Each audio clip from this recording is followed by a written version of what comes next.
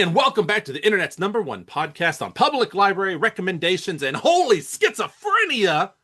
This is episode 211 of the Not Funny Guys presents Off the Reels. I'm Casey, and the two men across from me are Eric and Dr. John.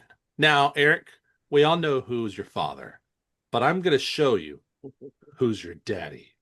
He's not. It's a carryover, folks. Go listen to that pod. Go I'll listen. just leave it there. I know. And you're gonna make John jealous. Quiet. Are you talking about Trump? No. And That's what Tucker we Carlson didn't say your said. daddy. We said my daddy. That is He's our daddy. Well, let me just say, John, from the bottom of my heart, from the top to bottom, screw your family. Why? That was just a lie. That was the wrestling line. I don't have anything to go with that. He's quoting away. I'm just going. It's been a long day, folks. It's been a long day. How is it going to both of you guys? It's going well. How are you doing? I can't complain. My cough still won't go away. So if I mute randomly. Cough. For those of you who may have misheard him like I didn't. My cock won't go away either. It's just no, the monetization. They said that. Wait, we're monetized? What are you talking about? They said you have to get rid of Nosferatu as you wait until the cock grows. The first cock crows, counting crows. Yes, but there's a lot. I swear he says grows instead of crows. Oh, I'm sure he said it once. I keep all this guy's like, watch this. Watch what I do.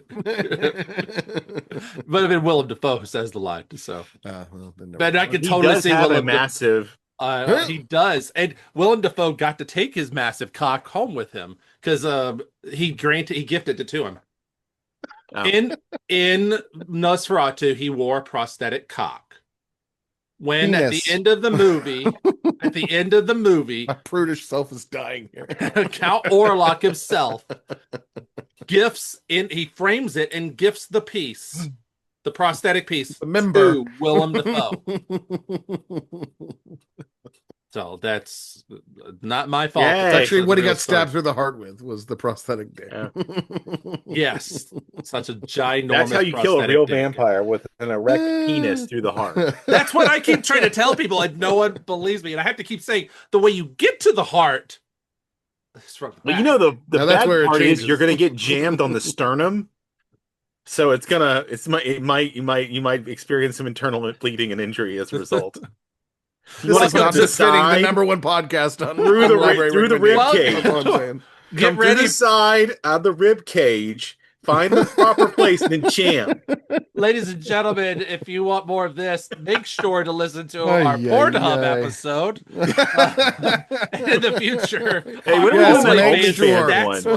we got to figure out things you were asking me in the green room. I know. We keep talking about we're going to do our OnlyFans stats. You wanted to watch you pee. You wanted us to watch you pee. Guys, I'm never going to be able to get this. No, I said I wasn't YouTube. Embarrassed if you did. Look, you're lucky we're not monetized. When we go up on YouTube for this video, we would get in a lot of trouble. You guys are monetized. You didn't know that? Okay. Look, guess not. All right. Let's get into this shit, shall we? All right, let's move on. Eric, what have you done this week? What have you done for me lately? What have you watched? Have you watched anything? Yeah, I've watched a couple things. I watched. Let me pull my list to remember. I watched Josh Johnson's Symphony. What is that? It's a comedy special. Josh Johnson is a probably about our age comedian. He is the newest of the hosts. Early 50s, early 40s, or maybe late 30s actually. So just below us, I guess. He said no, below. but he's a great comedian. He does so he's one of the newer hosts on The Daily Show, and he actually releases an hour every week on his channel, and it's great. What? And usually it's a little bit, it's obviously a lot of cultural talk because of that. This was his kind of more, I think he's even described it as a special meant more to kind of last the ages. So a little bit less satire and focus on current events and more kind of larger themed jokes that would, you could pick up at any point. Yeah. And it might be his first HBO special, but it was good. I liked it a lot. All right. Fun, creative little bit. What about the next thing? The next thing you'll have to remind me is it's got two women. It's literally the next thing on your list.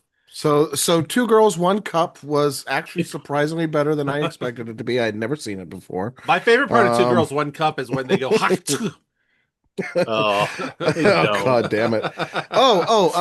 Postcards from the Edge. Yeah. Thank you. To be clear, I've never seen Two Girls, One Cup, but still. Postcards from the Edge has been on our list for a while. Rachel's a big Meryl Streep fan, so she was more than happy to watch it and a big fan of the movie, I think, in general. It was big good. Fan of Carrie Fisher? Big fan of Carrie Fisher, of course. This is based on her semi-autobiographical memoir, or what many people believe to be semi-autobiographical. It is she wrote it.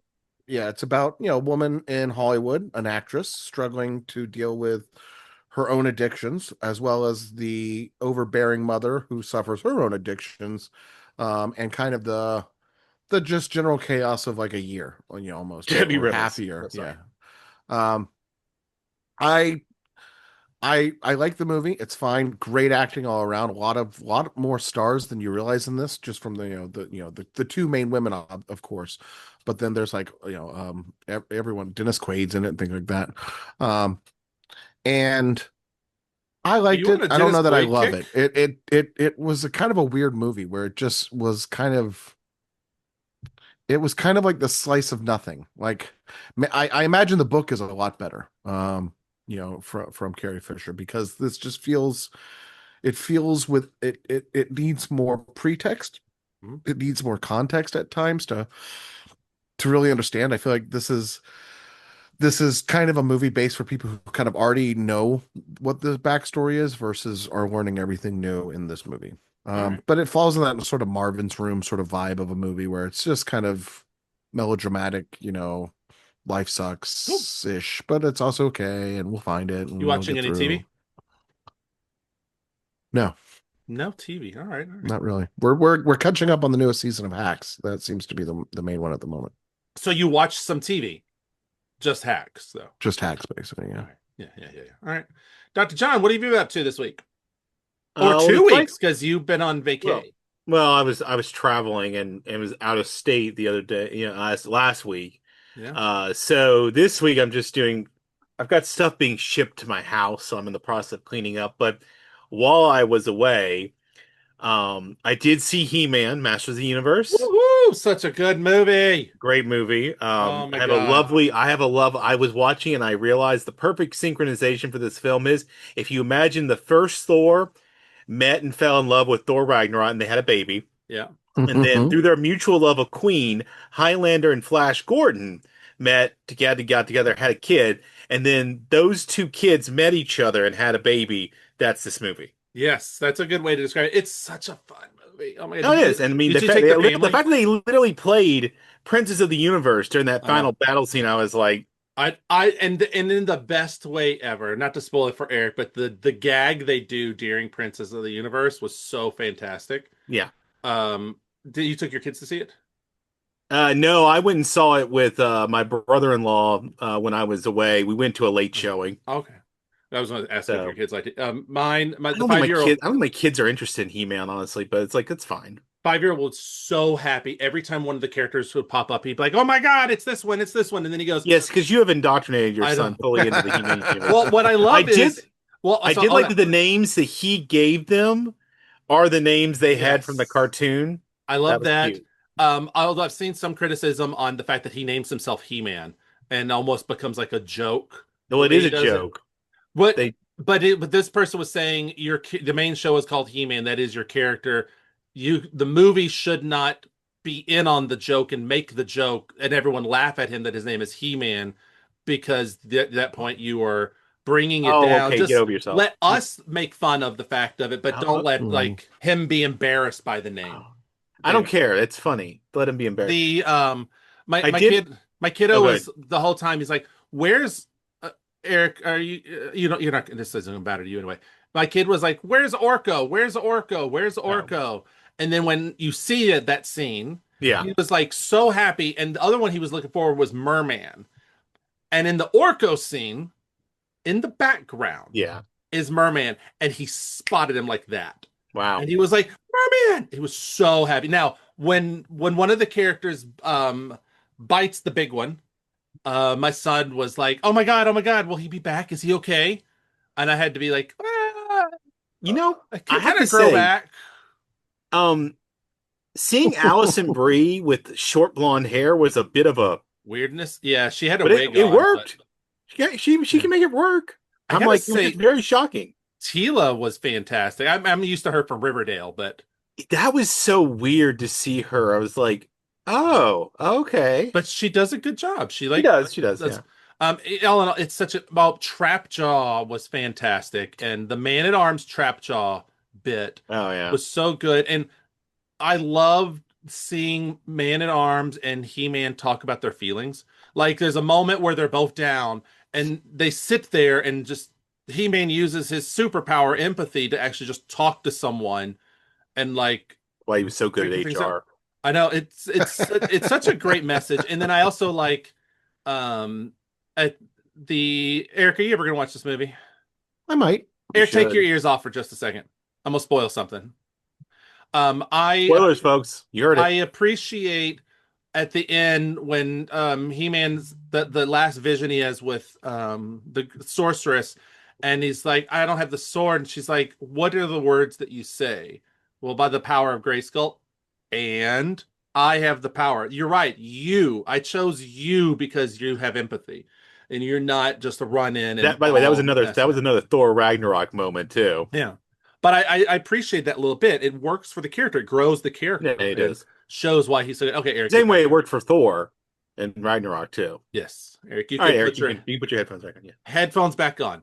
Eric, headphones. Earmuffs off. It's fine. It's fine. All right, I'm Okay, back. well, I will Anyway, it say was good. I enjoyed it.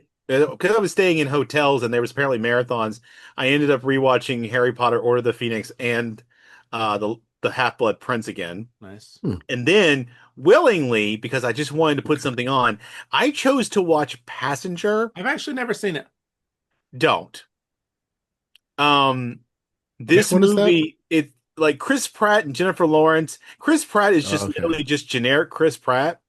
And Jennifer Lawrence is desperately trying to make this film work, but it goes from being kind of like an interesting Robinson Crusoe in space, and then just evolves into like a generic, stupid sci-fi film that's not worth your time. All right, well, I don't own it, so I won't have to No, watch it. don't, I was gonna don't. say I if I watched it was on one I bought, Netflix. and Like let's just say this: when I was watching it, so I gave it 1.5 stars. When I was watching it, it started at 3 and just kept going down. all right.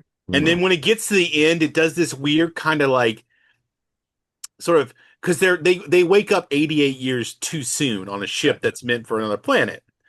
And because Doesn't he of wake things, her up? well, he does wake her up. He wakes up first because of something that happens with the ship that plays Okay. into the plot, which is one of the only interesting parts of the whole movie. But then eventually the way they kind of cop out at the end Mhm. too, which is really kind of really annoyed the F out of me. And I'm like, okay, never mind. You're not even getting 2 stars. You're going down to 1.5 right now, just for that. All right. It just had this very lame, hacky ending that I just didn't care for, All right. and it turned very generic. All right. So, Well, not recommended. I watched Masters of the Universe as well, since the last time, because I don't think we had actually. Last time we actually No. talked was so I watched the original Masters of the Universe, and then I watched Masters of the Universe. So I did. Oh, by the way, Dolph Lundgren's cameo. Jeff's kiss on it. I loved it, and his final. Yep. A little peace symbol.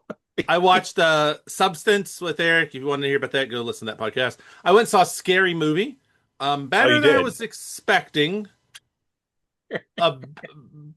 That's not saying much. I don't think the scary movies are for me. But I got a free poster that I actually really liked. I got a free poster for Masters of the Universe. Did you? Which one did you get? The metal one? No, it's a standard one. I got a standard one and then a metal one, a little metal one. I'm surprised you didn't buy the sword. My wife was with me. I wanted Grayskull and I didn't buy it. And then the popcorn bucket. My wife was with me as the key there, folks. Where we were in, we went to sit down and the guy behind me had it and she saw it. She goes, "Oh my God, is that a popcorn bucket?" And he's like, "Yeah." And she goes, "That's so cool. You didn't buy it, did you?" And I said, "Do I look like I have the bucket?" And she goes, "No." Well, I wouldn't be mad if you had. Well, and I'm like, Casey, He damn expects it. that you hide things up your butt. I was like, God damn it. I would have bought it. I wasn't going to go drop another $64 to get the popcorn bucket and more popcorn and stuff. If I was going to get it, I would have gotten it when I originally bought. They only had 8. When I went back the next night to see Scary Movie, they'd completely sold out, which was, at the end of the day, it's fine. $64? Yes. Because it also, one of the columns, like the towers, what do you call it, John? No, it's a tower. The tower, one of the towers lifts off and it's your drink. So it slots into it. It's your drink. Nice. Still, and the drawbridge, it's quite an expensive toy. Eric, the Galactus one was $100. I'm not saying that's appropriate either. Well, if you live in a world where you don't have kids, you can go do stuff like that. You do get a large drink and a large pop. You do get a large drink and a large popcorn with it. So yeah, they're like combos. They had like a whole thing of like what the combos were, like the sword in the castle, and then like, and it came with drinks and popcorn. Yeah. So I ended up getting for the 5-year-old, he got one of the cups. He got the lenticular cup. He normally does not get a drink at the movie theater because this was a big family outing and I was in a really good mood and I like He-Man and he loves He-Man. We've been waiting for this movie for a while. Father-son bonding moment. So with the wife tagging along, as she says it, she says she's the third wheel on my date with him. But is she wrong? No, I wanted her. When the first transformation, I'm like patting my hand like this on the chair, and she grabs my hand, and we're just shaking our hands together because how excited we were for that first transformation. Oh, okay. But and then the Trap Jaw Man-Arms fight, that's where he got scared, by the way, John. So he like to have his blankie over because it was a little bit more intense. But then once he realized that people aren't really going to die, then he kind of leveled out. But anyway, I got the lenticular cup is the one that he got. And then we just got popcorn to drink and an icy for her. Anyway, I really liked it. So Scary Movie was fine. I like the poster. It says "We Back," and it just makes me giggle. And I like the colors of it. I watched The Beekeeper. This is an Eric fault, by the way. Eric conned me into buying this movie on our last recording. He was going through iTunes. He's like, oh, this is on sale. This is on sale. We should get Cape Fear. And here's a set of 30 movies for $50. We should get this set of movies so we could watch. I didn't tell you to get that. You already had that. I bought it. I actually did not have the digitals. I didn't have the digitals. Well, that's on you. I mean, that's not what I meant. I know. So you then still had the movie already. So then I had to get it. All right. I had to get it. Okay. That's on you. It's fine. However you want to phrase it. However you want to. Oh, my goodness, folks. Point being, I got The Beekeeper. This is the Jason Statham movie where he is the beekeeper. And I got to say, that movie has no right to be as good as it is. I'm not saying it's a great movie. I want to be very clear. I'm not saying it's a great movie. I'm saying it has no right to be as good as it is. And all that said, I really did enjoy it. It's Jason Statham. If you like Jason Statham, just go watch. I like Jason Statham, but I liked him back in the day when he was doing Guy Ritchie movies. Yeah. So I want to do a small spoiler. This is just John Wick, but he's a beekeeper. Oh, okay. Because there's an impetus of a death, and then he just wants revenge. And then once he gets revenge, that's the end of the movie.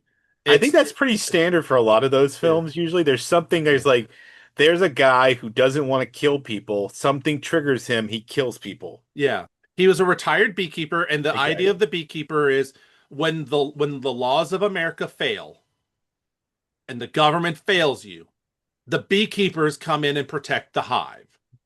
And there's only like 1 or 2 beekeepers at a time because you can't have all these like assassins out there. And so he was the previous. So it's not like the Bourne Project. Right. He was the previous beekeeper and he had retired and there's a new beekeeper. And when people start fighting, like when one of the guy, like the bad guy is talking to the Jeremy Irons character and Jeremy Irons like, what does this guy do? And he's like, I don't know. He's a fucking beekeeper. He's a beekeeper. I'm sorry, you're dead. What do you mean? He's a beekeeper. You don't piss off the beekeepers. And then when like the president finds out, it's like, oh shit, the beekeeper? Fuck, you're dead. I'm sorry. Everyone just realizes that that's the thing you don't do. Anyway, in the line. It is a great line. It is like, you're not coming in here. I'm giving you to the count of 3 to leave. 1, 2, 3. There, I said it for you. I'm coming in. It's pretty good. Though Masters of the Universe, by the way, I didn't give a rating. What did you rate Masters of the Universe, John? I gave it 4 stars. 5 stars for me. This movie was made for me. Masters of the No, Universe. I don't think I think it was made for me too, but I ended up giving it 4 stars. That's So just fine. like I think that's fair. little parts that were like, like here and there. And I was like, Fair. no, generally I was like, Yeah. okay. I'm like, this is good. Yeah. Scary movie. I give it 3. Original Masters of the Universe. Take this with a grain of salt. And I'm doing this. It's more nostalgia than anything else, but I give it a 3. It's not a bad movie. It's just a bad He-Man That's movie. worse than I thought you'd give it, actually. Yeah, the original. It's based on nostalgia. I know, but it's just not a good He-Man movie. That's the problem with the original. No, you're right. It is not. It is more of a another kind. Yeah. Yeah. Beekeeper. I give Beekeeper a wonderful 3.5. 3.5. Last night, I went and saw Disclosure Day, Steven Spielberg's new movie, starring what's her name? Emily Blunt. Emily Blunt and Colin Firth. And it wasn't what's her name? I wanted to say Emily Deschanel, which was the problem. I knew Emily, I just couldn't. Oh my goodness! I just couldn't play. The picture I'm looking at of her is not a good picture because they're obscuring half her face. Leave me alone. Anyway, wow. I enjoyed the movie. Hashtag me too. It's got U.S. Agent in it. U.S. Agent plays her husband, which was really fascinating. Okay, yeah. The movie takes place roughly in 40... Wyatt, right? Something. Wyatt Russell. Wyatt Russell. Yeah. The movie takes place in roughly 48 hours. So basically, it jump starts off of someone's got all this evidence of aliens existing, and he wants to get it to the media. Colin Firth's character is like, I got to stop you. Colin Firth basically leads the Men in Black, essentially. And it's like, we're not going to let you do this. Do you understand what would happen if the world found out? And then it's them hunting him while he's trying to get out. Then something weird happens to Emily Blunt's character, and now she's being hunted by the Men in Black as well. And that she needs to get to the same place where this other guy's going. The other guy's got someone with him who is a devout Christian. And so the crux of this movie is you have the Men in Black saying, do you understand what it would do to society if you do this? Also, we're about to go to war with North Korea. World War III is imminent any second. This is the same logic they used to say that we couldn't unleash the Epstein files too. Yes, essentially. So in this one, you got the Colin Firth team is all about like, you can't do it. It'll destroy governments, topple governments, and society will crumble. You have the devout Christian going, you can't do this because it'll destroy Christianity and people's faith will be destroyed. And then you got the news people being like, the reporters being like, yeah, we got to fucking do it. You don't own the rights to this story. It should go out. And that is the point of the movie. And it's just getting from point A to point B. It's a very linear, very simple story. Get this evidence to these people, disclose it. And then what happens? Why don't they just have like thumb drives with things like they did in the Batman, where they just... Well, they acknowledge, even if we show this, people might think that it's AI. Like, we have to be able to prove these things. We can't just throw it out there. It's really good. I don't think it's gonna be anyone's like true favorite Spielberg, but it is a fun one. John Williams does the score. I really enjoyed it. I like it, but brother-in-law did not like it as much as me. He wished that there was some other things that had happened in it. So there's a little bit. It does have a little bit of an Inception type of ending to the movie, which was a fascinating direction to go. And they do a weird choice with CG animals that I don't understand. Like, they look really bad, and I would love to hear Steven Spielberg say whether that was a choice or not, because I don't understand. Like, it's just not what I expect from him. But anyway, Disclosure Day, I actually do give it a nice 4 stars. I enjoyed it. I would totally watch again. It's 2.5 hours, and I felt like I was only sitting there for an hour. Like, its pacing is really fast. That's better than some films. I can yes. So I appreciate. It's interesting. John, what you will like about it is the discussions around, because it's a lot of them, on should you release this information and why. It probably could be like one of those episodes of the QAA podcast that I enjoy. Like, yeah. It even gets into like the whole, when God created the earth and like all this, and then like people debating the text of Genesis to say like, well, did he just create us or did he create other people? like blah blah blah blah blah blah. Anyway, gets all theological Okay. and anyway, thought it was fun. We're also started Cape Fear. Did the first episode of Cape Fear. TBD on how I feel about it, but I did listen to the He's first just there episode. for the Amy Adams of it all, folks. Oddly, no. I actually do not really like her in this. Her Savannah accent is very weird to me. You're there for Jabbar Bardem? Yes, Javier Bardem and Patrick Wilson are the two. Right. And the daughter. I don't know who the daughter is, but I need to find out who the daughter is. Because she's actually pretty good. I like her in the first episode. Whoever they cast to play the daughter. Okay. Anyway, I know nothing about Cape Fear. So the movie. I will tell you though, they warn you when you put it on, the very first thing you're going to see is trigger warning for suicide. Yeah. And then you're like, how wonder what? Oh my God, that's what they meant. Like the first scene, huh? Yeah, it's the first scene. And then you're like, oh, okay, cool. You're like, shit. So it gives you a well-deserved trigger warning. So good job, Apple, on that. Gotcha. And we finished up season 1 of Starfleet Academy, and it was fantastic. I can't wait for season 2. Also, Tatiana Maslany was in that, and I didn't realize it. My wife had to point that out. And then she made fun of me because I can't tell actors apart. And I go, they all look the same. They all look alike to me. Wait, season 2? They're getting a season 2? Yeah. They had already filmed. Canceled. They had already filmed season 2. Oh, okay. They had already filmed season 2 because my understanding is David Ellison is a Star Trek fan. They were proud of this one, and they spent a ton of money on it because Star Trek is one of the big money makers. Then Stephen Miller didn't like it because Stephen Miller is also a Star Trek fan and thought it was too woke, and then started the campaign online that's too woke. Stephen Miller doesn't understand Star Trek. He's not a real fan. I know. And then they took a picture of a single scene that is only in one scene of these 2 larger women talking, and he makes it sound like the entire cast is nothing but these large women talking, and this is not Star Trek, this isn't sexy, this isn't blah blah blah, and he started the whole thing, which then got it canceled. So it's a whole bunch of bullshit. William Shatner kissed Nicole Williams on the first. Duh, come on, people. But that would be. It's the problem. It's, you could tell not a true Star Trek Star Trek fan because they would know that. Well, dude, always was. I saw this documentary where there's this white supremacist who had the entire Next Generation collection and was so proud of it. Wow. These people don't get the stuff they claim to be fans of. Speaking of claiming to be fans of and not getting, we got to talk through some news real quick before we get to that library, our special library just for you, Eric. Yeah. So let's talk about some news. Let's start off with the sad news first. Anthony Stewart had passed away at the age of 72.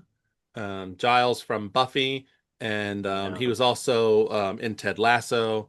And Repo Man the musical. He's in a ton of things. You would know him even if you don't know his name. You would recognize him. I saw a performance of him from Rocky Horror Picture Show that was quite a thing. Nice.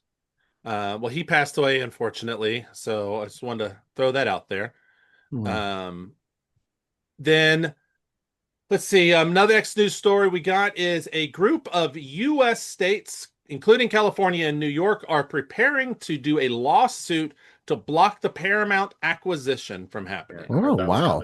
Interesting. Yeah. So they weren't going to not hit any roadblocks. Yes. Wait, who's filing it again? California, New York, and a couple of other states. Oh, so okay. The AGs, I assume? Interesting. Yes, the AGs, and then Europe is also in the middle of... Europe was always going to be a I kind of figured that, actually. That makes sense. As Europe was always going to be a problem. As part of that, and with it's related to the Paramount thing, part of the reason why Europe is getting involved, Paramount is preparing to sell some of its children's TV aspects to secure EU's approval. I would like to say, please sell Star Trek so someone good will control this series. You might as well sell that to a European agency at this point. Please sell Teenage Mutant Ninja Turtles to Disney. Or actually just sell it to Disney. But although, oddly enough, the way it is now, you can actually have Teenage Mutant Ninja Turtles in the DC universe. Oddly enough, because of the way things are. But sell it to Disney and sell Avatar: The Last Airbender to Disney. You can keep SpongeBob or do whatever you fuck want with SpongeBob. But I think that would be some good ones to do. Also, sell Disney Tiny Chef. That would be good. Or anyone Tiny Chef. So maybe they'll make more Tiny Chef stuff.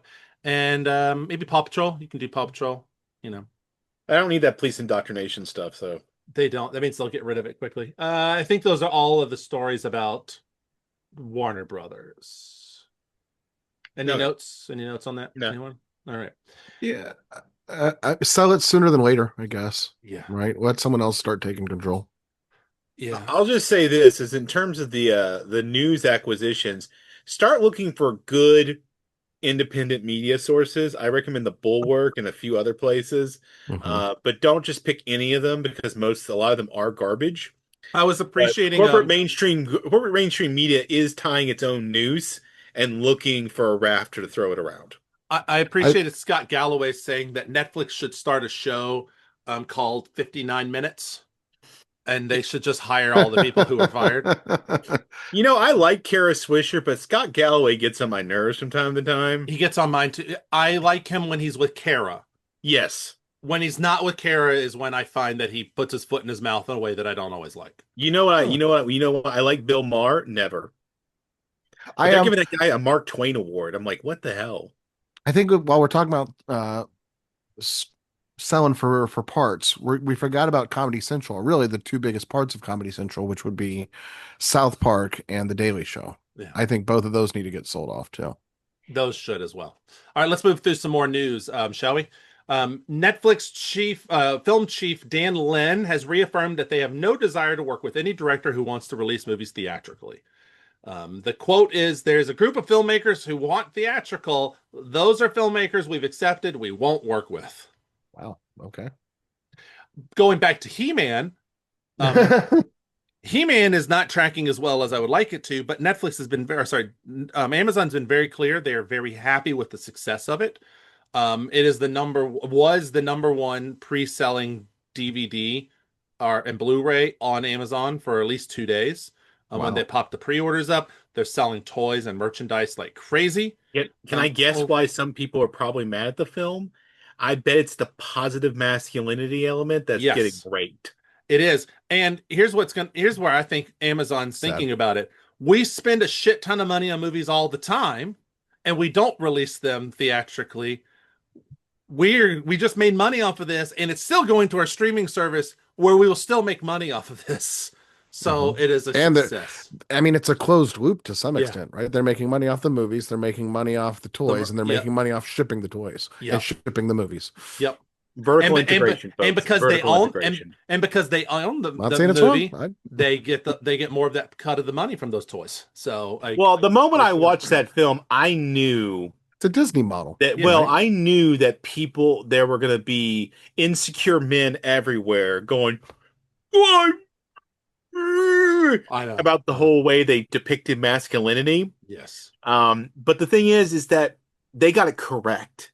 Yeah. So, by the way, if you're a manosphere someone and you happen to be watching and you disagree with me, here's a pen. You know where I want you to shove it. Yes. Your urethra. Picking back up, because again, I do have to keep moving us along, unfortunately. Although I love talking about urethras. Speaking of talking about not my urethra. Speaking of talking about going through the back room, Backrooms is officially A24's highest grossing film of all time, having passed $200 million. Isn't that director like 20 years old or something like that? And an internet sensation. He was making segments of this on the internet. Yeah. Segments of this movie on YouTube. Wow. Yeah, I saw some of those. Wow. He's got his and Obsession also. That one is also a YouTube person. And I believe the person they're eyeing for Scream 8, or is 8 the next one? I think 8's the next one. Would also be a YouTube person, because they're noticing we can hire these cheap ass fuckers. Well, that shouldn't be your motivation. Your motivation is, look, through YouTube we discovered this uncut gem. Right. They discovered a new way to make movies and to make us but that's also cheap. Yep. Speaking of not cheap, Scary Movie 6 has opened with $105.5 million. It is the highest opening weekend for that franchise ever. So there will be a Scary Movie 7. Also, the way it ends, there'll be a Scary Movie 7. Speaking of good times at the box office, let's continue riding this wave. The Super Mario Galaxy movie has officially become the first movie to pass $1 billion in 2016. So people are going to the movie theater. To 2026, thank you. The Gen Z, they've noticed that Gen Z is going back to the movie theaters. They're wanting the social connection. So they're noticing an upsurgence in ticket sales, which Good. is good. Michael is now Lionsgate's highest grossing film of all time, and I believe it is also the highest grossing musical biopic of all time. It has grossed $898 million worldwide. I have a feeling they will leave that in the movie theater until it hits $1 billion. Oh, yeah. All right. Speaking of something John will care about, Hugh Jackman has been cast as Long John Silver in the new Treasure Island film directed by Ridley Scott. Well, I was hoping you were talking about the restaurant. No. Look, really? I don't need a new one. I have Tim Curry and Muppets. I'm good. I mean, you're not wrong. I appreciate that. I'm sure Ridley Scott's going to do a very serious, interesting film. But I just want everybody to know that I have Tim Curry and the Muppets the same way I have Michael Caine and Muppets. It's true. So, yeah, there's and no you know better... what? Both of them took the Muppets very seriously, and that's what makes it work so well. This is true. Also, if you want a good Treasure Island, just watch Black Sails. But maybe also, you know that Hugh Jackman's in that movie, The Death of Robin Hood. That's the one that actually looks like strangely interesting to me. Treasure Planet's another decent adaptation. There are some good It's actually a good story. Very pretty animation. When are we getting Bitch Planet adapted? The Disney, the live action. No, that's a comic book. Pretty good. It's a comic book where they send troubled women. They send them to another world for a prison planet. Moving along, speaking of troubled women, you should read that, Eric. A live-action Jim and the Holograms series is in the work for Amazon Prime, and we can see those troubled misfits in live action. I'm very excited. You have no idea. If you wanted to talk about something else that was made for me, I keep saying Masters of the Universe made for me. Jim and the Holograms is fucking made. Really? There is a Jim and the Holograms Transformer they're about to put out, and I am unbelievably excited. I love Jim and the Holograms. Like, wow, no joke. That was just before my time. Oh, it's so good. The animation's so beautiful. You're not excited about She-Ra? Oh, I'm excited for that, but that's not coming out soon. No, it is coming out soon. This one's for Eric. It's one of his favorites. Romeo and Michelle sequel. All right. You're getting your Romeo and Michelle sequel. Dr. John, I know you're feeling a little left out. This is 25th anniversary reunion or something like that. You just gave me Pirates of Treasure Island. Well, okay. You're a little left out, and I know it. You weren't happy with Treasure Island. That's fine. You're going to get your 24 Jump Street movie. It's officially announced. 26 Jump Street or something? 24. 24? Okay. Yes. We're just skipping over 23. The tagline of the movie is, "It took so long to make, we had to skip one." Not joking. That's literally the tagline of the movie. Thank you for setting me up for that one. Setting you up for it, I hope you have a lot of time on your hands. I hope you have roughly 72 long, excruciatingly painful minutes to sit and watch everyone's favorite Battle of Gullet. Episode 1 of House of Dragon will be 72 minutes long, featuring the Battle of Gullet. Is that how you pronounce it, John? I don't know. I don't find those books. I'm not looking at that. So one of the bloodiest naval battles in Westeros history. There are a couple of them, but okay. All right. Well, it's not going to be Red Wedding bloody, but it's going to be bloody. I still haven't seen the show since the first season. Me either. Neither have I, actually. So I have to catch up on season. Who's watching this? Who's keeping it going? Someone is doing that well. Okay. You know who it is? It's Jason Momoa, and that's why he has officially dropped out of the Helldivers movie. So if you wanted to see him, we don't need to make that movie. I'm just going to go ahead and tell you that game is full of weird people. All right. Speaking of weird people, have you seen the trailer for Social Reckoning? Yes. Excited? You made us watch that. Yeah. Excited? It looks okay. I'm sad David Fincher's not the director. We'll see how I am looking forward to a D- version of Caesar Augustus haircut. Cool. Yeah, I don't know how I feel about him playing Zuck. It might be too on the nose. He sounds so much like Zuck. Oh, he does. Getting him out of where I'm used to from Succession. It's gonna be his emotions are too much. Like there's too much emotion from him. That's the problem. I don't know how you cast the right person who doesn't show emotion, essentially. I don't know. You almost need a Sheldon, you know? No, you need Brent Spiner to come back and play Data. Speaking of coming back and showing emotion, Colin Farrell says that he will appear in 2 scenes as the Penguin in Batman Part 2. So you're getting some more Penguin. I hope you liked him. We'll find that out very soon. Wrapping up stories. We got 2 wrapping ups today. First wrapping up, George Miller is looking to develop a final Mad Max movie and a TV series. Amazon, Universal, and Sony are all bidding to acquire the rights. Wow. So, if anyone's going to get it, I'll be honest, I would like Netflix to get the rights to at least the TV series, because they do actually pretty good quality TV series. I gotta say, I'm not gonna. Yeah, I mean, Amazon does too. That's what I was saying. I was saying give it to Amazon. I would like. I thought you said give it to Netflix. Oh, did I say Netflix? If I did, sorry, I meant Amazon. Yeah. Give it to Amazon. Oh, okay. Give it to Amazon. Both do well. Yeah. Netflix does more, which could be better or worse. But Netflix isn't part of this. Amazon will put money towards it. It's Amazon, Universal, and Sony. Amazon. Of that choice, I want Amazon. Speaking of the other end of the story, it's a 2-parter one. The Doctor Who Christmas special has officially been canceled. Russell T Davies and Bad Wolf have exited the series. So we are not getting the Christmas special that we were supposed to be getting. And they have also said, like a day later, that Doctor Who will be shelved until 2028 at the earliest, if, and they're very clear, if it comes back. They did not. People did not like how woke it got. It was too woke. God.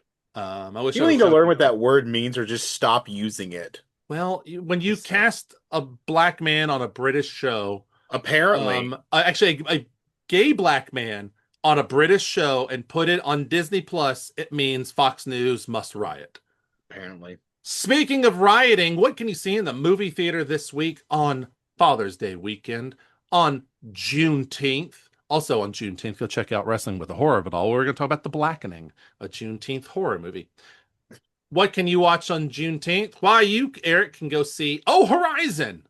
Just for you. That one's just for you. I know you love seeing the Horizon. Dr. John, you can see The Rose of Nevada, while I'll be watching Citizen Vigilante. Now, Eric, this one's just for you. You can go see Girls Like Girls. That was just for you. Thank you. Dr. John, this one's for you. You can go see Leviticus. Because why not? I'm going to go see The Death of Robin Hood. And at least 2 of us are going to be going with our families to see Toy Story 5.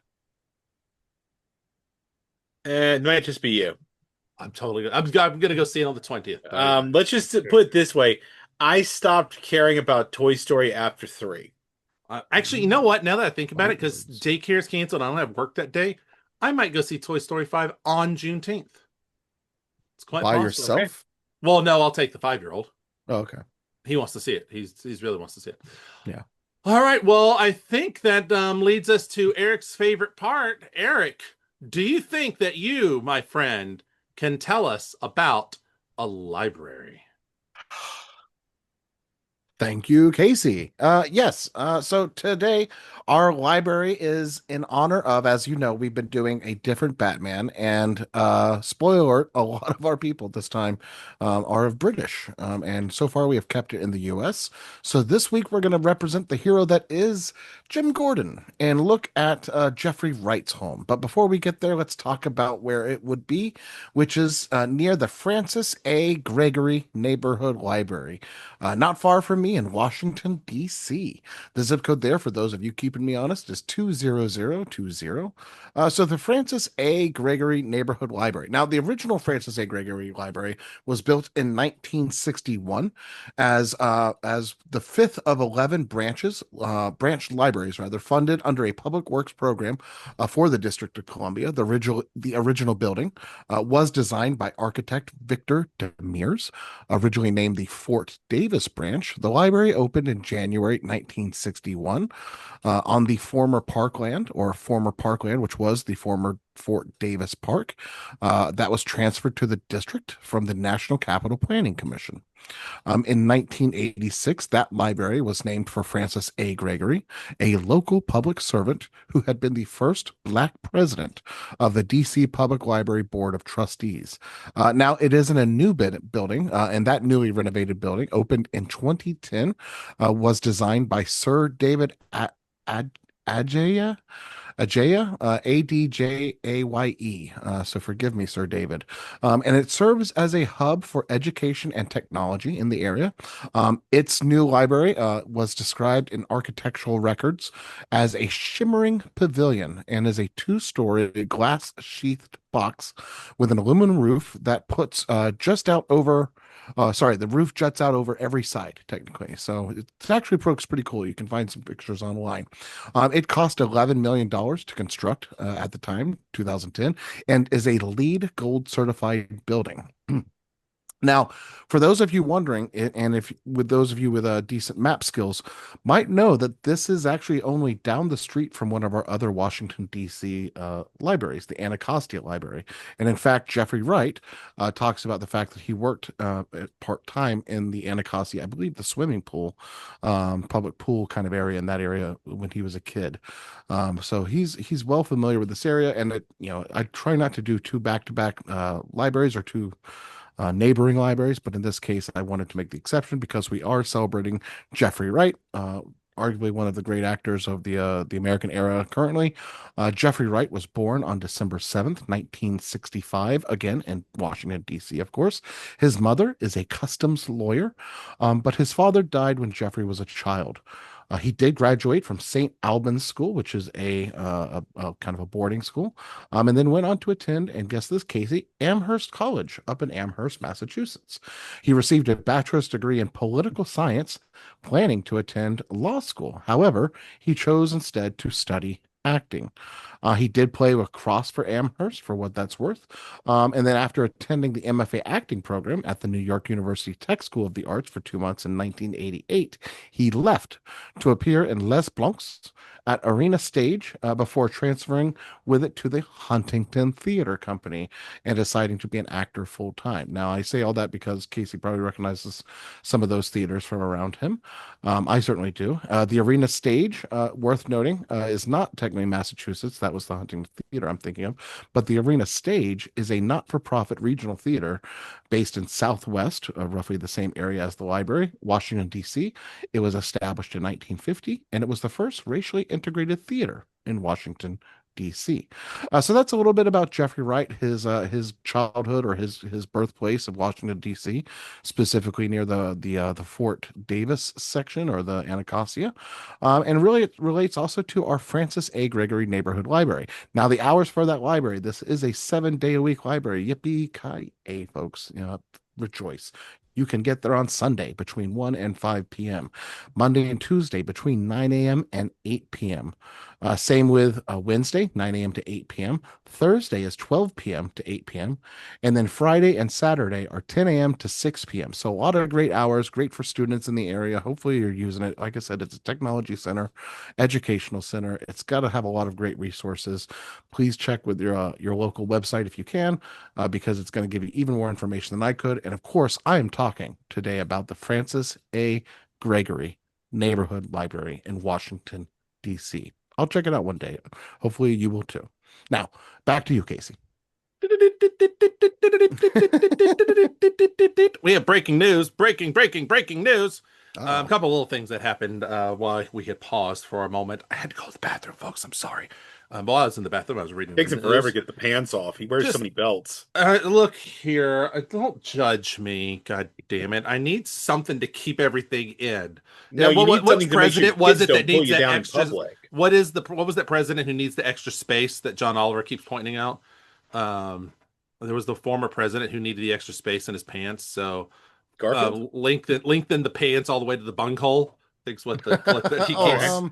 LBJ. That's right. Yeah. You don't my LBJ disease. You leave me alone. Anyway, here's the breaking news. BBC is reportedly close to choosing the new showrunner for Doctor Who. Probably because they realized that, oh shit, we need to keep this going. The short list apparently includes Stephen Moffat, Chris Chibnall, he wrote Broadchurch. That was his previous head showrunner too, and Russell T Davies. Those are the exact same three people. Never mind. Yeah, so they're just going to keep it with the your same short group. list is going back to the same people. Yeah, just left. Essentially, yeah. It sounds like just give it the source of this, by the way, is from Deadline. Just give it to Moffat since you've already rotated through the other two recently. Yeah, that's what I Russell say. T Davies just left, so bring Stephen Moffat in, That's just like we did last time. We'll just yeah. What do you think the likelihood is of them rebooting another one of the doctors again, like they did? What's his name? Well, no, this time it'd be Matt Smith. No. Well, they had just rebooted in a weird way. Yeah. Well, they have to deal with. They're going to have to deal not, and I'm not talking about Tenet.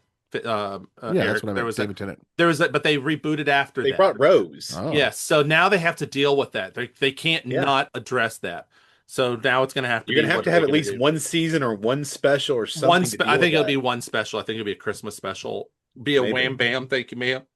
And introduce whoever the next one's going to be. You know who I want? Henry Cavill. They'll just go for that. You know who I want it to be? I'm gonna be honest. You know who I want? Idris Elba. That's exactly what I was about to say. You're not even James Bond. That's pretty good. Yeah, I would think he would be a fantastic. Or you know what? It's gonna sound weird, but just fucking throw Benedict Cumberbatch. See if Benedict would be or Watson. Either one of them. See if one of them would be willing to. Or who's Martin Hot Freeman? Priest? Yeah, Martin Freeman. What? Hot Priest. Hot Priest. Or from Sherlock as well. He was also Moriarty. Moriarty guy, yeah. He would actually be really good. I actually think that would be a fun one. There's so many paths they could go.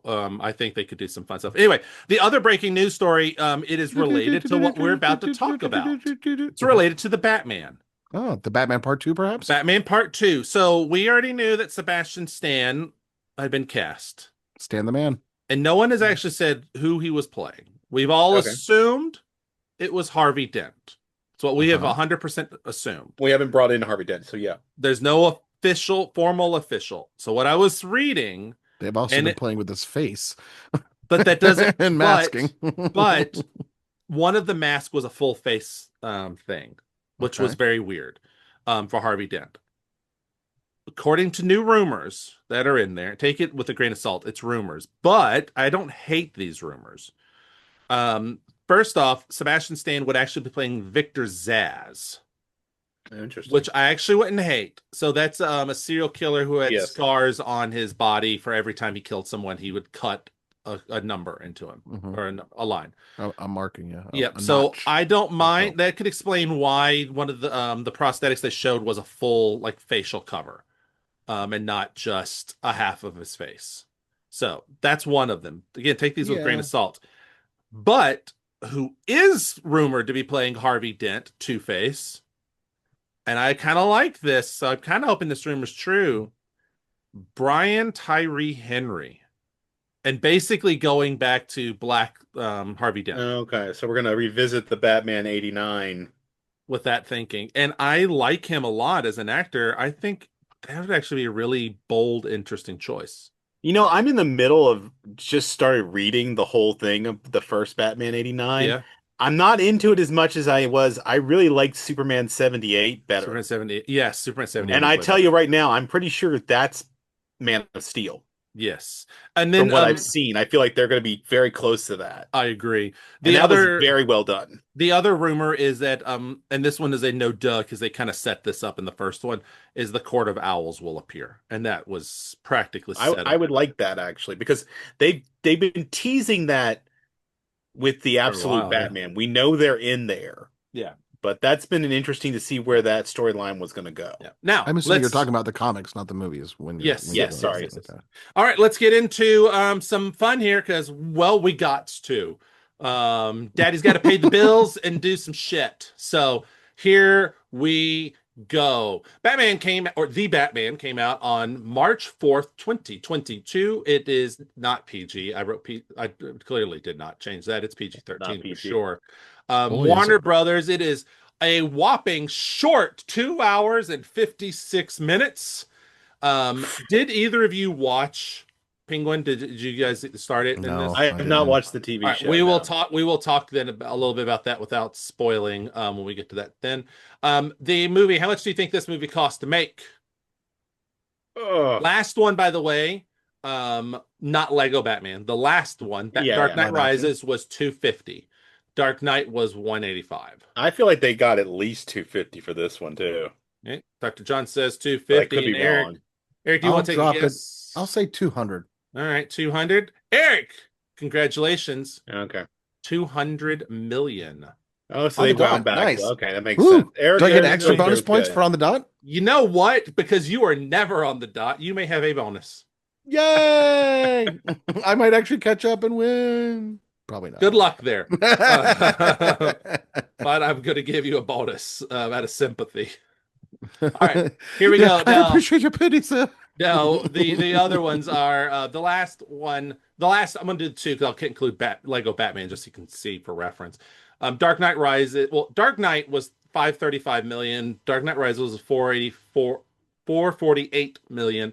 Lego Batman was 176 million. This one brought in 370. So better than Batman Begins, not as good as Dark Knight Rises.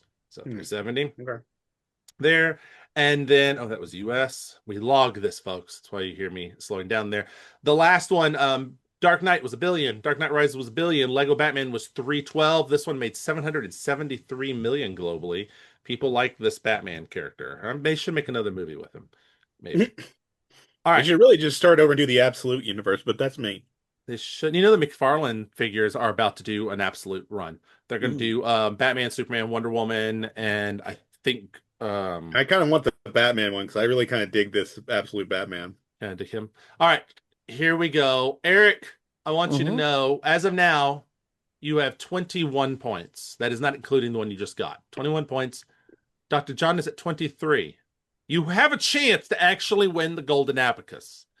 For those of you who don't know, folks, the Golden Abacus is just respect for one film run.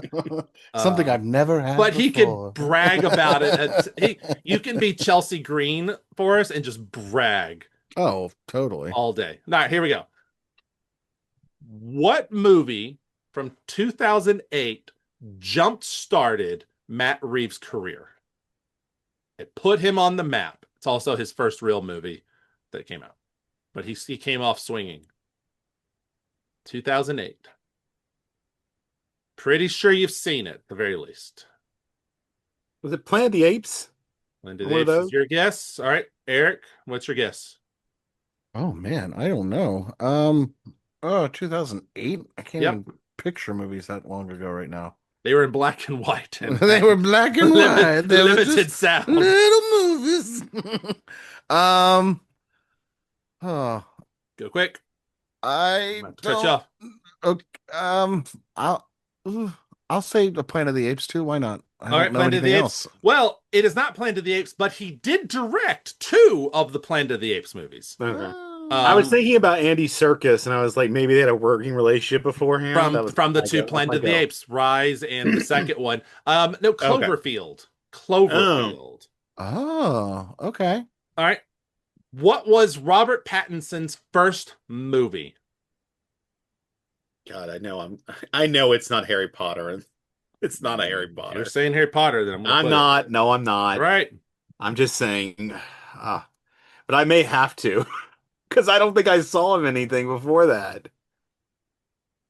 Oh, there was something that inspired Harry Potter, or like got him to come. The casting director brought him back for it. And I feel like that's the movie. Well, I know that that's what got him. Do you have a year? Can I have a year? Is that I don't have the year written down. I apologize. I will give you 4 or 5 seconds and I will look it up, but I do not have the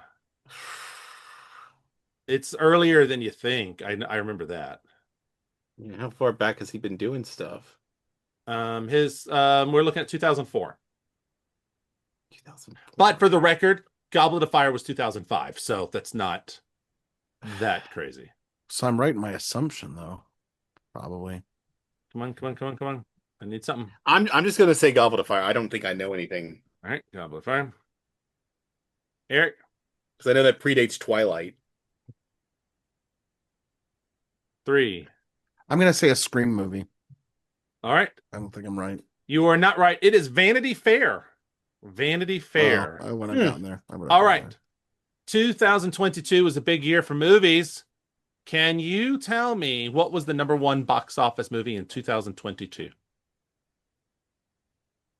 Ooh. And I can almost say with certainty, well, at least Dr. John has not seen it.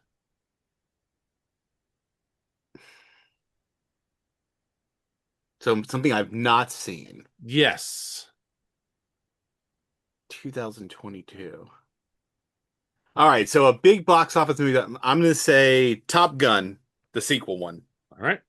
You've not That's seen my it? call. I haven't seen it. All right. But I know it was big.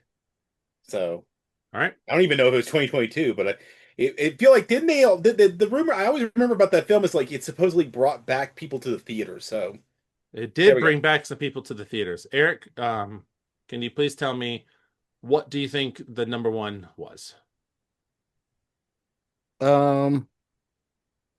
Spider-Man, the No Way Home. Well, unfortunately, I think I'm wrong. You I are think way like off. And I want to say, if this were Price is Right rules, Dr. John would win because he picked the number 2 movie at 1.4 billion, rounded up to 1.5 billion. Damn. But at 2.3 billion, wow. Avatar: The Way of Water. Oh God. Avatar: The Way of Water. I try to forget that those movies exist.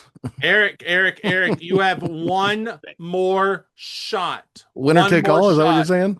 Well, this will tie you. If you can do this, all right? So I'm not even gonna get a point for getting close? Nope, no. Not in that one because that one wasn't number. Fine. All right, Eric, 2022. How many comic book movies were in the top 10? Ooh. Let's see, what came out that year? Can't tell you.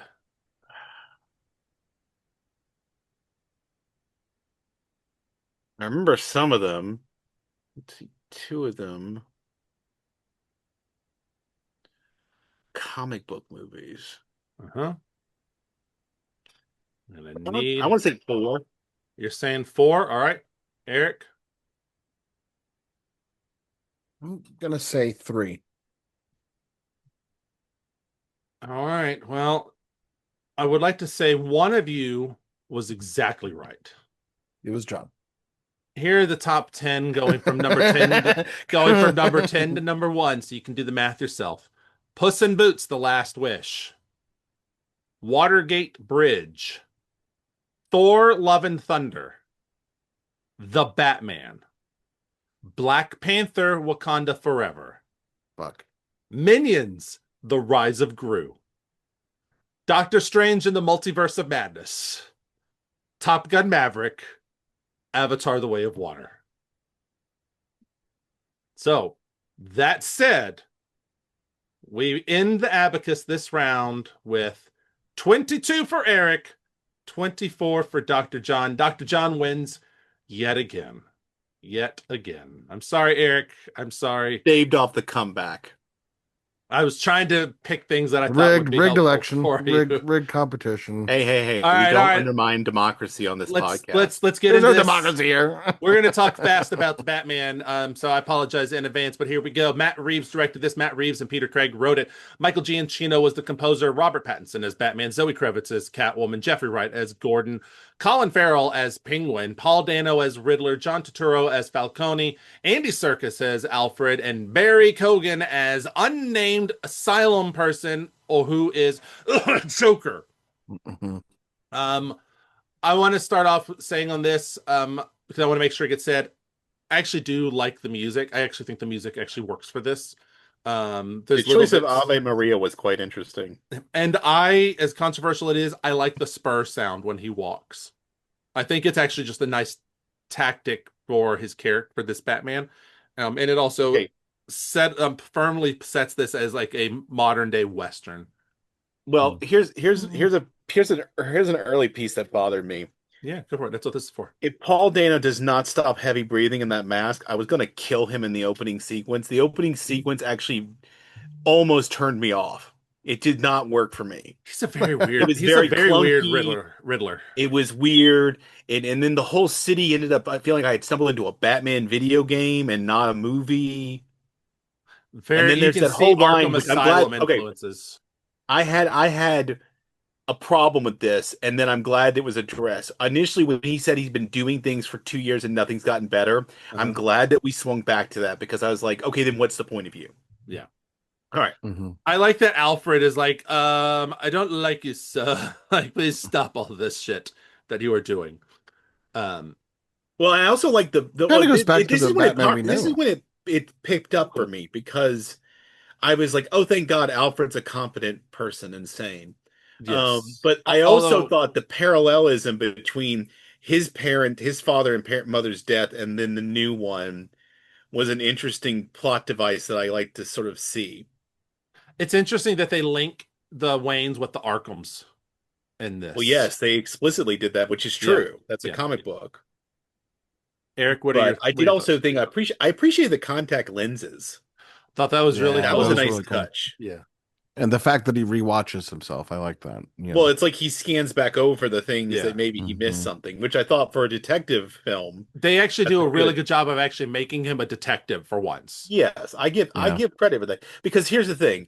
I wasn't into it, and then I really got into it, and then at the end it started getting bloated in a way that I kind of started falling out of it. Once they catch Riddler, it does feel like, why are we got 40 minutes left of this movie? Yeah, that I was like, okay, guys, you know what it was like for me? It was like you jammed two movies together and you kind of sort of made it work, but you didn't stick the landing completely. You definitely faulted. Or they remade 7 with Batman. There's that as well. That too. Eric, say your thoughts, because then I'll say what I was going to say. Yeah, I mean, my thoughts, are I like it. I thought the world building was good. I like the music choice even. Yeah, I guess that was all I was going to say. I like the costume. I think the costume works for me. I want to see it change in the next movie. Now that there's been a little bit of a time jump, I want him to have a little bit of a better costume.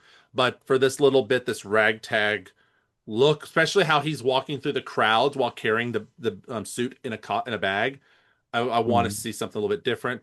I like that. One of the things that helps me with this movie, and this should not rely on something else. This movie should be able to stand on its own. But Penguin acts like the Batman 1.5, because it takes place right after the flooding has happened. And a lot of the things that happened in that show are because of the flood, and how the flood messed with Gotham and changed a lot of things and forced people to do different things. By the way, Colin Farrell's Penguin was giving me so much Robert De Niro. Yes. Oh, yeah, it definitely feels a little. Very Robert De Niro. No, I mean, like, really, like Robert De Niro. Yeah. Like, oh. His Penguin becomes more of the Penguin you're used to in the show, because then he embraces the name Penguin, really, by the end of the show. Well, I also like, I like that corruption is the heart of the problem that Batman has never gotten to. Yeah. That is the real corrupting force. Yeah. That I did.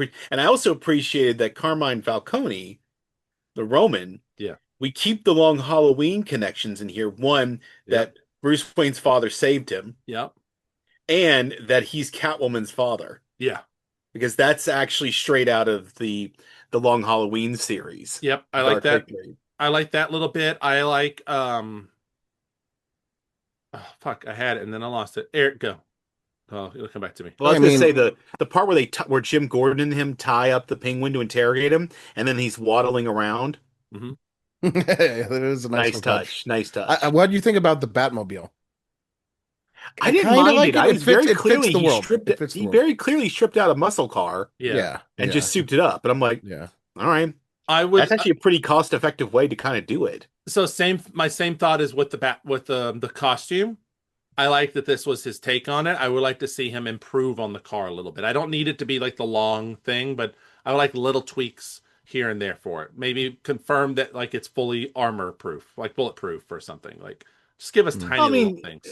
You know, the one thing I really need something about the costume. Can you please indicate that mask isn't just a leather hood and that there's some sort of... That would be nice too. Because there's too many sequences where I start getting the impression at one point when he pulls it out, it's like, do you have anything under there other than your skull? I do like that his fingers have like the tasers in them when he grabs people. I mean, there was some very straightforward, down to earth kind of stripped back looks to the Batman that I kind of appreciated if we're going for a real gritty kind of, environment. But I do want to say that there was something so gritty about this Gotham that I was like, who wants to live here? I Like we kind of kind of thought the reached a same. point where it was Kind of kind thought of the same. like, is this even livable? Because everything is raining and there's poor street lighting. I'm like, what are you guys spending money on? Apparently Well, not public infrastructure, obviously. that's why she's Kind of, going to yeah. Bloodhaven. Yeah. That's why she's I going to did like Bloodhaven. but I did like the way that I think was it Falcone who said, "Look at this Zorro guy over here." Yep. Thought that was a I was nice like, little. "There's a reference." Yep. Mm-hmm. You get Maroni in the Penguin show, and Maroni is Okay. the famous actor. God damn it, his name. He's from Carnival. You would know him. It'll Okay. come to me in a minute, but it's a Well, famous actor you know. okay, so there's this Oh, whole the fly suit I like. I do yeah. appreciate his trying to like stop. However, don't do it near a bridge because did that helmet actually Yeah, protect him from a concussion? What he slammed into that bridge I into the know. train. But the one I thought was going to do a minute ago was the when they're showing the Thomas Elliot stuff, and then Hush pops up across the screen as if Matt Reeves is letting us know we're going to get the Mm. Hush storyline at some point. Well, that would be fascinating. I mean, the other thing I think was interesting was that so there was this whole premise that Maroney had a reporter digging up the dirt on the Wayne family. Yeah. And then Thomas turned to Falcone to make it stop. He went too far, obviously. Mm-hmm. But then there's this whole thing where I thought they had a moment there where it would have been fascinating because of the reporter. We never really get much more information. I thought it would have been interesting if he had been Riddler's father, Oh, that would have been interesting. because I think that would have then Hmm. made the whole exposing the corruption thing. But he's already Yeah. in the orphanage, so. Yeah. But the fact that he ends up in the orphanage kind of made me think, oh, like I speculated a theory that didn't play out. What did you like Well, about there's a the fake theory out that of the plays out. death? Sorry, what'd you say, Eric? Yeah, I go said Eric. there's a theory that Bruce himself is adopted in this one No. because he comes from Yeah. that he was from the orphanage himself and just Yeah. the chosen one, if you will. What are your thoughts on the fake out of Alfred? Where they imply that he's dead for a bit. You've got Oh, got I a didn't good like that. 20 I minutes of literally the wrote, movie where leave him you think he alone. might be dead. Mhm. And then he I comes wasn't back. okay with that. He has one of my favorite spots when he comes back when he does the whole like um you might it's not what you think. It wasn't that Yeah, yeah. your father was killed by the gangs. It was just a random person. It was a random act of violence and I failed. This was my fault. All my one job was to save you, to protect them, and I couldn't even do that. I have I failed would have you. liked to have seen more of Alfred. I hope we get more of Alfred in part I 2. I do like actually the like fact that him the as Riddler is. Alfred. I do like the fact that the Riddler is kind of like a dark mirror of Batman. Yeah. Yeah. But when they were doing the trying to download, I thought they were trying to do it was the password lock for the video. Mm. I almost thought when I thought it was gonna be a download bar, I thought it was gonna be a trap. I was like, that would have been a clever point. Yeah. Also, I didn't really care for the online radicalization or that whole back end of the That's the flooding. part that needs to go away. I Oh think my it would have been gosh. fine. Riddler goes into jail and he gives one last riddle, and then the bombs blow, and we skip the whole army thing, and Yeah. you could just have Batman trying to save everyone Well, I in wrote down here in the that Superdome. I bet this guy follows Elon on Twitter. Yeah. I So I didn't get the sense of incel so much as neurodivergent, and that he gets lost in this kind of idea of what he thinks could be. Because I mean, he thinks him and Batman are gonna like share the glory together in Well, this. I get him as neurodivergent, but I get his army as the incels. well, here's the thing. Sure, That one okay, moment I'll where give he you gets that. blasted with a shotgun when he's up on that thing, Um, the fact that he walked up to that so cocky, I was like, you deserve that shot. Speaking of walking up Also, to one more thing about the cocky, Riddler. One more thing about the Mhm. Riddler. His moaning in his prison cell. I'll walk in there and I'll kill you myself.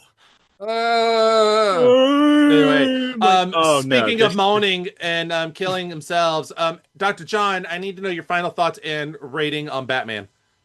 you know what? I still gave it 4 stars.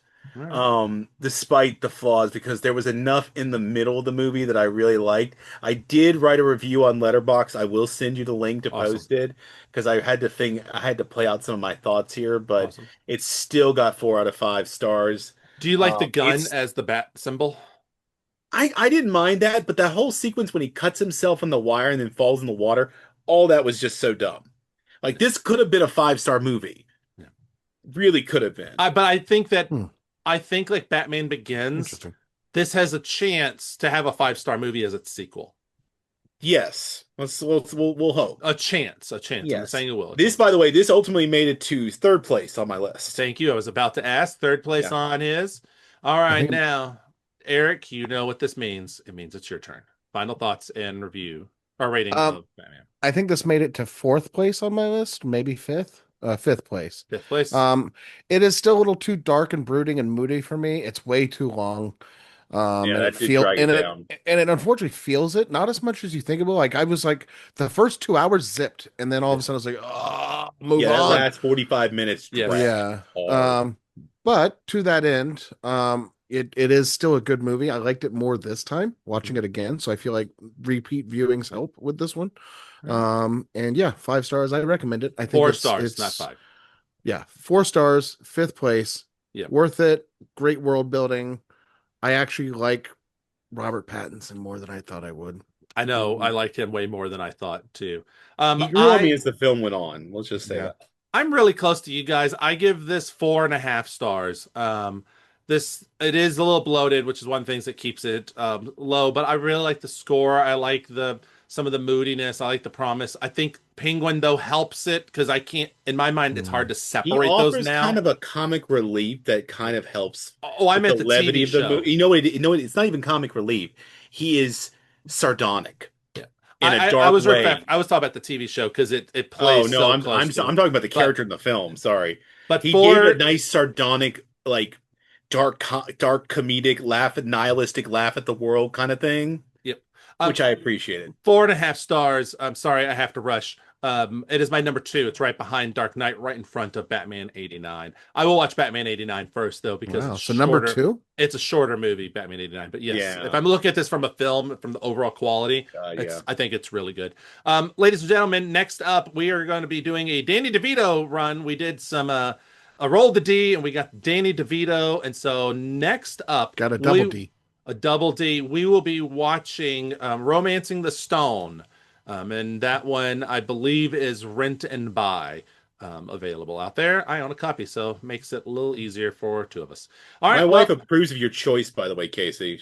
It's a great movie. If you've never seen it, it's fantastic. I have.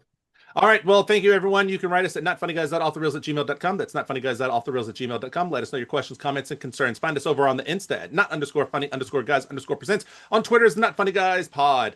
On Blusky is the Not Funny Guys. On YouTube is the Not Funny Guys, where Dr. John is going through news radio currently. Find me over on Twitter as Vash_Maxwell. On Letterboxd as VashMaxwell. Find Eric over on Letterboxd as Ekly, EKLY. Check out his ever-growing movie list. You can also find Eric and I over on Wrestling with the Horror of It All, where we are going through all of these different horror movies. Next up on our block is going to be The Blackening. So look forward to that on Juneteenth. Dr. John can be found over on Thinking About Thinking, where he's thinking about things with Dr. K. And where else can they find you, Dr. John? You can find me over on Substack, esotericbydesign.substack.com, over on Letterboxd as esoteric_Evans, and on Instagram at esoteric_by_design. Awesome. Well, thank you both so much. I hate to have to rush off like I'm doing, but it's just the facts of life sometimes. Thank you so much. And remember, everyone, to keep it not fun.